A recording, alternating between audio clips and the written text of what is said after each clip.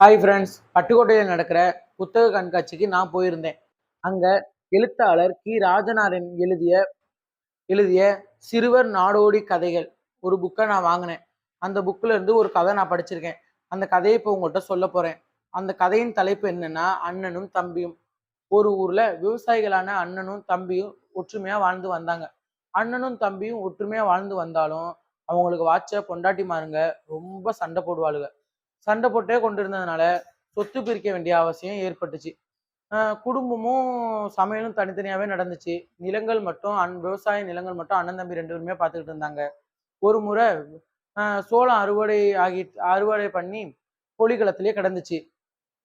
பொலிகளத்திலேயே கிடந்ததும் மூட்டைகளாக்கி பங்கு போட்டதுல அண்ணன், தம்பிக்கு 2 பேருக்குமே 20, 20 மூட்டைகள் கிடைச்சுச்சு. 20, 20 மூட்டையில எடுத்துட்டு வீட்டுக்கு போவோம்னு பார்த்தா நேரம் ஆகிவிட்டது. அதனால இரவுல அங்கேயே தங்குனாங்க. அண்ணன், தம்பி 2 பேருமே மூட்டைக்கு காவல் காத்தாங்க. தம்பிக்கு ரொம்ப பசி எடுத்ததுனால, "அண்ணே நான் வீட்டுக்கு போயிட்டு வரேன். என் மூட்டைய நீங்க பார்த்துக்கோங்க."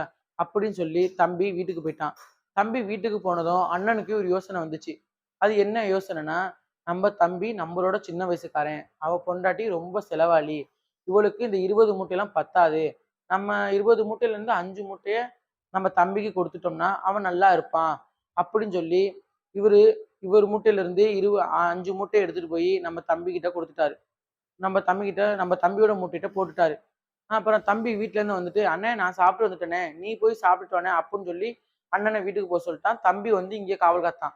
தம்பி காவல் காத்திருக்கும்போது அவனுக்கு ஒரு யோசனை வந்துச்சு. அது என்ன யோசனைன்னா, "நம்ப அண்ணன் நம்பளோட பெரியவன், புள்ள குட்டிக்காரன், குடும்பத்துல பெரியவன் அப்படின்னு சொல்லி, நம்ப 20 மூட்டையிலிருந்து அவனுக்கு 5 மூட்டைய குடுத்துருவோம். அவன் நல்லா இருப்பான்." அப்படின்னு சொல்லி தம்பி அண்ணனுக்கு 20லேருந்து 5 மூட்டைய அவன் மூட்டையோட சேர்த்து போட்டுட்டான். இது யாருக்கும் தெரியாம போட்டுட்டான். ஏன்னா, அவ பொண்டாட்டிக்கும் தெரிஞ்சா சண்டை போடுவான்னு, அவ பொண்டாட்டி தெரியாம இவனும் போட்டுட்டான். போட்டுட்டு 2 பேருமே காலையில வீட்டுக்கு கிளம்புறாங்க. வீட்டுக்கு கிளம்பிட்டு தனித்தனி லாரியில ஏத்துறாங்க. லாரியில ஏத்தி போட்டோனே, அண்ணன் எண்ணி பார்க்குறான்.